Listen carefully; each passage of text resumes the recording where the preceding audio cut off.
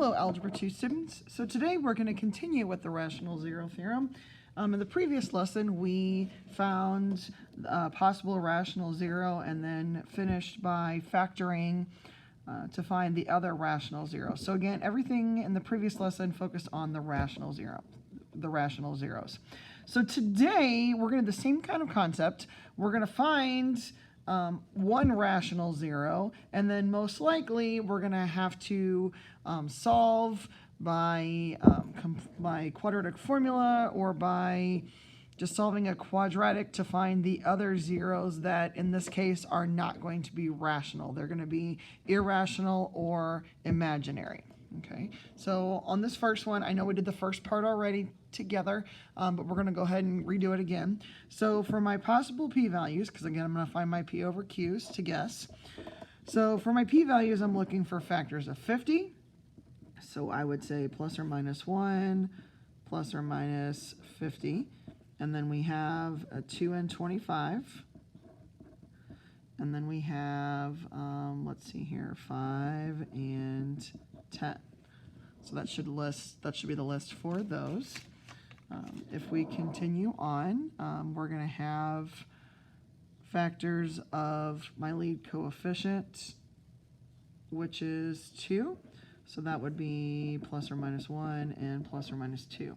So for our listing our possible p over q values, we're going to have 1 over 1, which is 1, 2 over 1, which is 2, 5 over 1, which is 5. Oops, I just wrote it as 5 over 1. 10 over 1, which is 10.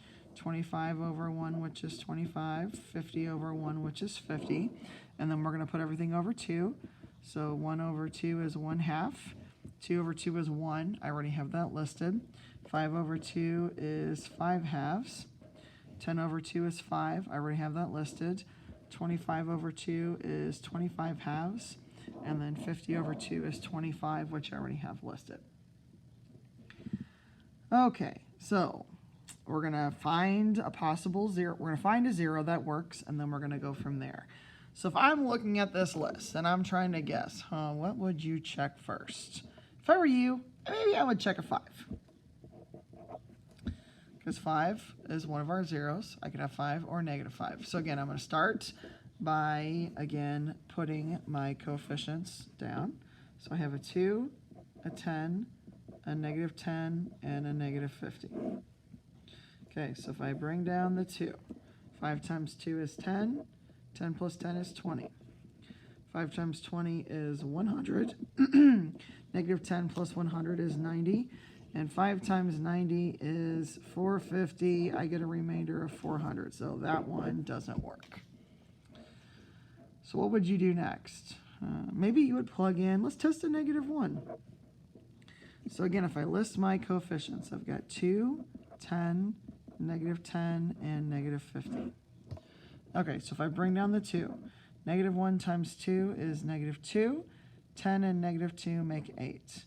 Negative 1 times 8 is negative 8. Negative 10 and negative 8 make negative 18.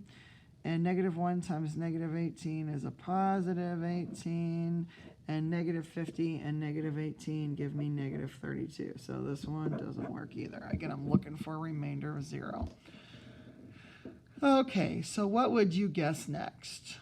Maybe you would guess a negative 5. Let's try another negative. Okay, so we got 2, 10, negative 10, and negative 50. Okay, so again, we're going to bring down the 2. Negative 5 times 2 is negative 10. Negative 10 and positive 10 make 0.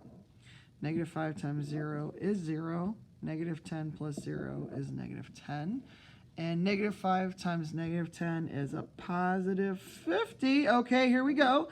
So I get a remainder of 0. So one of my zeros is negative 5. But again, I should have 3 because I have a cubic. So what am I left with? If I start with a cubic, I'm down to a quadratic. So we're going to have, in this case, 2x squared plus 0x minus 10 equals 0. So since it's a quadratic, we could actually just solve this. So the first thing I would do would be to add 10 to both sides. So 2x squared equals 10. And then I would divide by 2.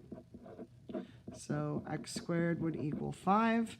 And then to take the square root of both sides, x is going to be plus or minus square root of 5.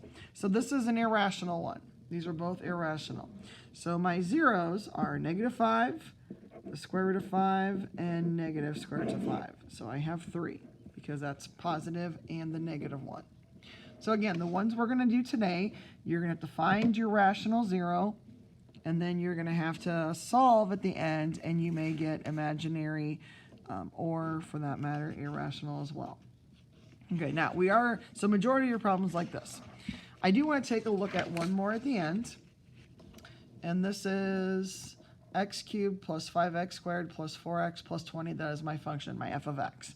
Now this one is unique as well, but what makes it unique is that you could factor. Notice if I did factor by grouping, this is going to work out. So like it says here, if you can find the zeros by factoring, do so. It's still quicker than doing your p's over q's. So if I'm going to factor this, if I group the first two together, I can factor out an x squared. I'm left with x plus 5. And then if I group the last two, I can factor out a 4, and I'm still left with x plus 5. So this will factor. What do they have in common? X plus 5. What do we have left? X squared plus 4. You cannot factor this anymore because it is not the difference of two squares. So we're going to solve it from here. So to solve it, to find your zeros, we're going to set each factor equal to 0. So we have x plus 5 equals 0. My other option is that x squared plus 4 will equal 0. So in this case, in the first situation, if I solve for x, if I subtract 5, I get negative 5. In the second situation here, I would subtract 4 from both sides, so x squared would equal negative 4. And then to finish solving, if we take the square root of both sides, remember, if you take the square root of a negative, that's I, because I is the square root of negative 1. It's an imaginary number. So this is going to be plus or minus something I, okay? The square root of 4 is 2, so this is going to be plus or minus 2i. So my zeros in this particular problem are going to be negative 5 and then plus or minus 2i. There are 3 of them because I have a cubic. 2 of them are imaginary, so they wouldn't show up on a graph.